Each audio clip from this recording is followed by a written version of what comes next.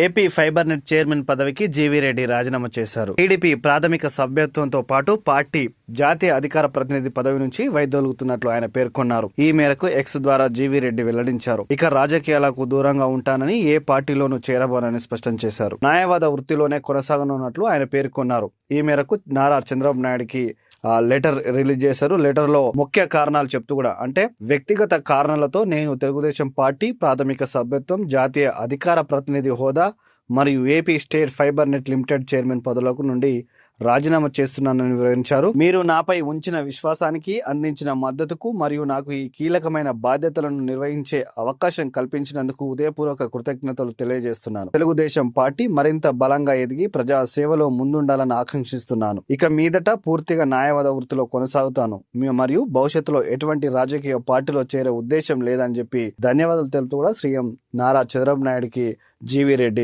లేఖ రాశారు.